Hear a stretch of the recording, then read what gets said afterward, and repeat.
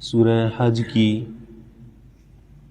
آیت نمبر 73 اور 74 کی تلاوت کی گئی ہے۔ گزشتہ درس میں اس بات کا ذکر تھا کہ اہل کفر کے سامنے جب توحید کی دعوت پیش کی جاتی ہے تو وہ حملہ کرنے کے لیے تیار ہو جاتے ہیں، گویا کہ حملہ کریں گے، ختم کر دیں گے۔ تو اس پر فرمایا تھا کہ اس سے زیادہ خطرناک معاملہ آخرت میں ان کے ساتھ ہونے والا ہے، اور وہ ہے جہنم کی اور آگ کی سزا۔ آج کے درس میں توحید اور اس کے مقابلے میں اللہ تعالیٰ کی ذات اور صفات میں شریک ٹھہرانے والوں کو مثال دے کر سمجھایا گیا ہے۔ دنیا میں جتنے نظام چل رہے ہیں، فیصلے ہو رہے ہیں، کسی کا نفع، کسی کا نقصان، یہ سارے کا سارا اللہ تعالیٰ کی طرف سے ہے۔ اس میں اللہ نے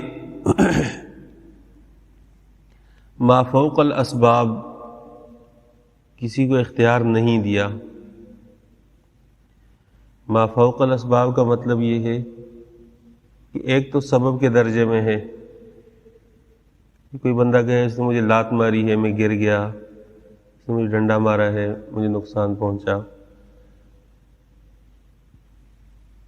لیکن اگر اللہ کی مشیت شامل نہ ہو تو کوئی نقصان پہنچانے کے لیے جتنی بھی حجتیں اختیار کرے، حیلے اختیار کرے، اللہ تعالیٰ اس کو نقصان سے بچا دیتے ہیں۔ مغازی میں امام بخاری رحمہ اللہ نے ایک یہودی سردار کے قتل کا واقعہ ذکر کیا ہے، بہت تفصیل سے واقعہ ہے۔ خلاصہ اس میں یہ ہے کہ پیغمبر صلی اللہ علیہ وسلم نے جب یہ فرمایا کہ اس کا سر کاٹنا ہے تو ایک صحابی تیار ہوئے، انہوں نے بڑے حیلے اختیار کر کے اس کے قلعے کا راستہ اختیار کرنے کے بعد رات کو اس کو قتل کیا۔ جب اترنے لگے تو اس کا ایک بالا خانہ تھا جہاں لکڑی کی سیڑھیاں تھیں، تو اس سے اترتے وقت ان کی ٹانگ کی ہڈی ٹوٹ گئی۔ اپنے آپ کو گھسیٹتے ہوئے پیغمبر صلی اللہ علیہ وسلم کے پاس لے آئے، تو وہ تفصیل سے واقعہ ہے، اس کے اسباب کیا تھے، پیغمبر صلی اللہ علیہ وسلم نے حکم کیوں دیا۔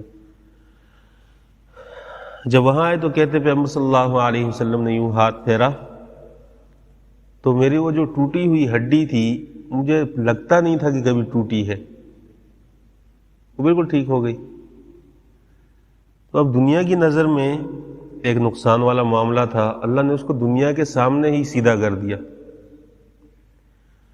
تو بعض اوقات انسان یہ سمجھنے لگتا ہے کہ میری زندگی موت کے اختیارات، میرے رزق کی تنگی کے اور وسعت کے اسباب اور اختیارات وہ فلاں کے ہاتھ میں ہیں، اور وہاں سے وہ شرک کا راستہ اختیار کرنا شروع کر دیتا ہے، جبکہ یہ اللہ تعالیٰ کی صفات ہے۔ وَهُوَ الَّذِي أَغْنَى أَقْنَى أَمَاتَ أَحْيَا، اس سورہ نجم کے آخری رکوع میں اللہ کی صفات کا ذکر ہے، موت دینا، زندگی دینا، غنی کرنا، فقیر کر دینا، یہ اللہ کی صفات ہے۔ اگر یہ اللہ تعالیٰ بندوں کے اختیار میں یا کسی اور کے اختیار میں رکھ دیتا تو دنیا میں تو ایک گھونٹ پانی کوئی نہ پی سکتا اور اپنی طبعی عمر کوئی پوری نہ کر سکتا۔ تو جب انسان اللہ سے ہٹ کر امیدیں دوسروں سے وابستہ کرتا ہے تو اس کا عقیدہ کمزور ہونا شروع ہو جاتا ہے، اور بالآخر وہ شرک کی طرف نکل جاتا ہے۔ عبداللہ ابن عباس رضی اللہ تعالی عنہما فرماتے ہیں، امام ترمذی رحمہ اللہ نے یہ روایت نقل کی ہے کہ میں پیغمبر صلی اللہ علیہ وسلم کے ساتھ بیٹھا ہوا تھا سواری پہ، تو مجھے پیغمبر صلی اللہ علیہ وسلم نے فرمایا، یا غلام، اے پیارے بچے، انی معلموں کا کلمات، تجھے کچھ چیزیں بتا رہا ہوں، کچھ سکھا رہا ہوں، اس کو سیکھ لو۔ احفظ اللہ تجدہ تجاہک، تو اللہ کو یاد رکھنا، اللہ کو اپنے سامنے پائے گا۔ خوشی آتی ہے تو ہم سب سے پہلے اللہ کو بھولتے ہیں، پھر جب پریشانی آتی ہے تو دوبارہ اللہ کو پکارنا شروع کر دیتے ہیں۔ یہ تو مشرکین مکہ بھی کرتے تھے، ہم میں اور ان میں کیا فرق رہا؟ پھر اس کے بعد فرمایا کہ وَاعْلَمْ أَنَّ الْأُمَّةَ لَوْ اجْتَمَعَتْ عَلَىٰ أَن يَنفَعُوكَ بِشَيْءٍ لَمْ يَنفَعُوكَ إِلَّا بِشَيْءٍ قَدْ كَتَبَهُ اللَّهُ لَكَ، کہ پوری کائنات جمع ہو جائے، وہ یہ چاہے کہ تجھے کوئی تھوڑا سا فائدہ دے، بِشَيْءٍ تھوڑا سا فائدہ دے، لَمْ يَنفَعُوكَ إِلَّا بِشَيْءٍ قَدْ كَتَبَهُ اللَّهُ لَكَ، وہ تجھے کوئی فائدہ نہیں پہنچا سکتے سوائے اس کے جو اللہ نے تیرے لیے لکھ دیا ہے۔ اور وَإِنِ اجْتَمَعُوا عَلَىٰ أَن يَضُرُّوكَ بِشَيْءٍ لَمْ يَضُرُّوكَ إِلَّا بِشَيْءٍ قَدْ كَتَبَهُ اللَّهُ عَلَيْكَ، اور یہ بات بھی ذہن میں رکھ کہ اگر کائنات جمع ہو، حدیث کے یہ الفاظ زبانی یاد کرنے چاہیے کہ اگر کل کائنات جمع ہو کر تجھے نقصان پہنچانا چاہے تو نقصان نہیں پہنچا سکتے مگر اگر اللہ کا فیصلہ ہے تو۔ ہم لوگ اگر ذرا بیمار ہو جاتے ہیں تو ہمارا ذہن سب سے پہلے جاتا ہے کہ کسی نے جادو کیا ہوا ہے۔ اگر چلتا ہوا کام رک جاتا ہے، رکنے کے علاوہ ہمارے زمانے میں ایک بری عادت یہ شروع ہو گئی ہے کہ اللہ روزی بھی دے رہا ہے، اچھا کام چل رہا ہے، لیکن اگر کوئی سوال کر لے کہ جی آپ کی دکان کیسی چلتی ہے، بس صحیح نہیں ہے، آج کل کام بہت ٹھنڈا ہے، جبکہ صحیح چل رہا ہے۔ اللہ جب بندے کو سوال سے بچا رہا ہے، گھر دے دیا ہے، نیک بیوی دے دی ہے، پھر روزی کا انتظام کر دیا ہے، سواری کا انتظام کر دیا، اور کیا مانگتا ہے؟ حدیث میں تو ان چیزوں کو مکمل دنیا کہا گیا ہے، باقی تو سلسلہ خواہشات کا ہے۔ تو بعض اوقات کام کاروبار میں نقصان ہو جاتا ہے، ملازمت چھوٹ جاتی ہے، اس کا رخ جادو کی طرف موڑ دیا جاتا ہے کہ جی کچھ ہو گیا ہے، کسی نے بندش کروا دی ہے، گویا کہ انسان یہ سمجھنے لگا ہے کہ اللہ کے بجائے مخلوق اب روزی روٹی کو تقسیم کرتی ہے۔ یہ جو بندش کی اصطلاح ہے یہ چند سال پہلے شروع ہوئی ہے، آپ کو اس سے پہلے نظر نہیں آئے گی۔ بندش ہو گئی، بندش کروا دی، فلاں کر دیا، فلاں کر دیا۔ قرآن میں اللہ نے اتنے زوردار انداز میں ان صفات کو اپنے لیے خاص، ان اللہ هو الرزاق، روزی دینے والا، ایک رازق ہے، اللہ کی صفت ہے، رزاق ہے، مبالغے کا صیغہ ہے کہ روزی صرف اللہ ہی دے سکتا ہے۔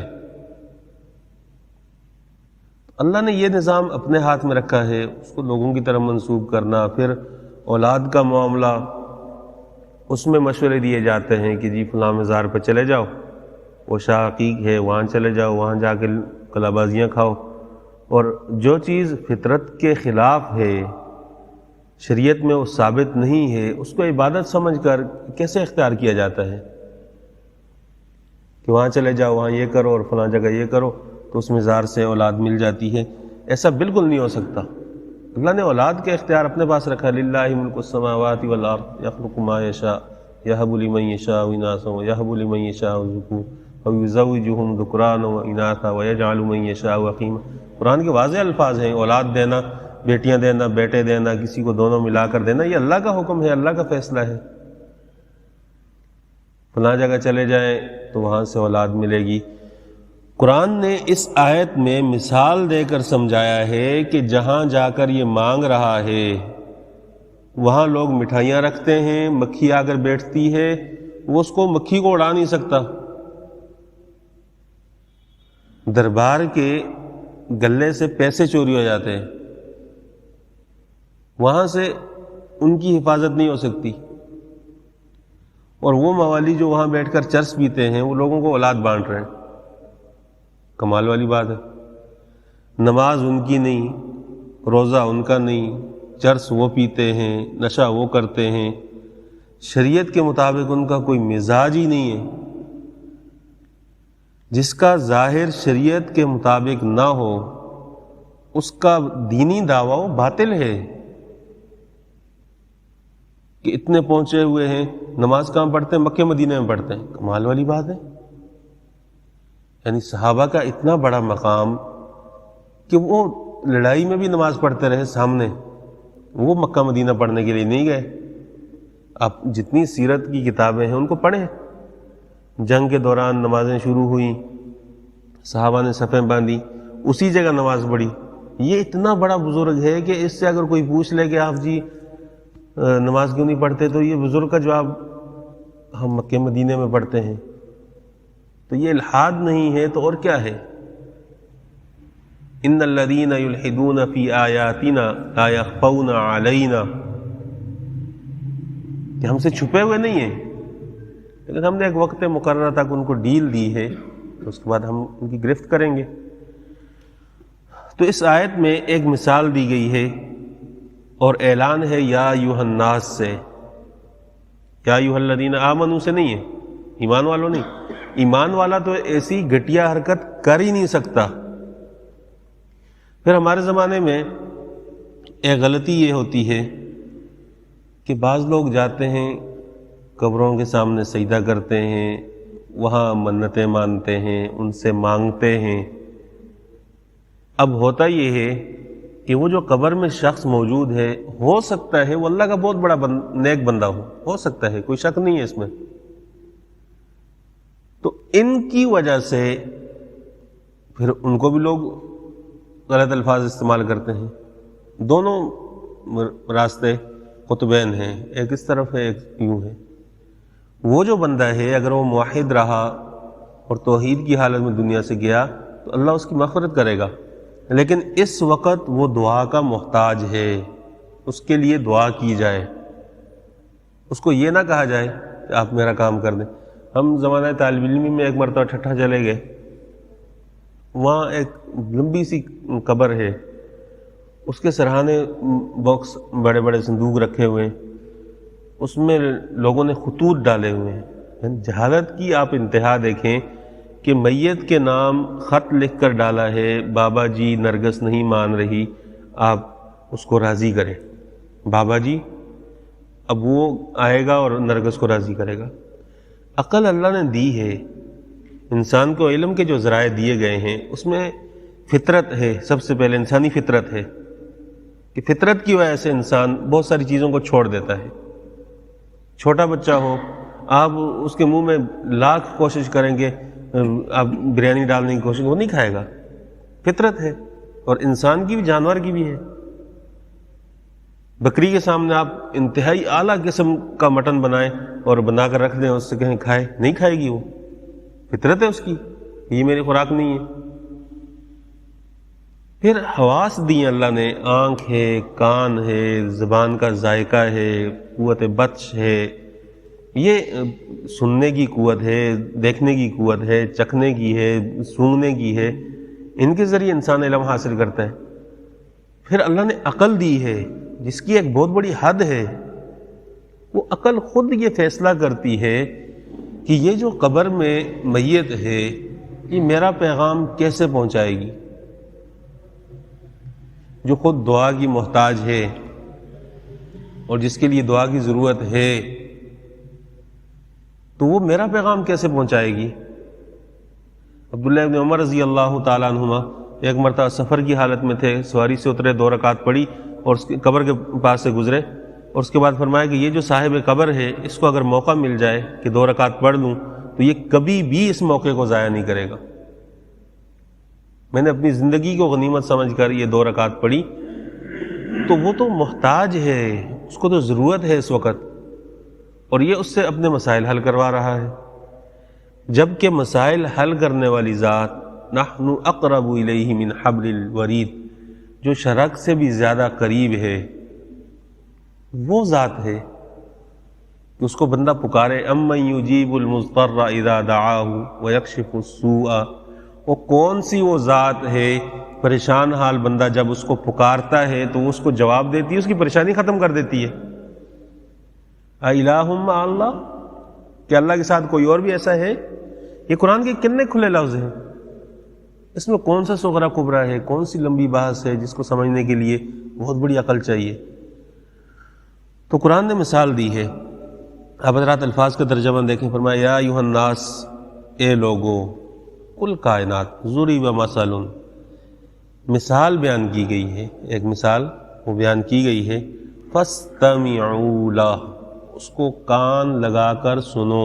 ایک سماعت ہوتا ہے، سن لینا، ایک استماع ہے۔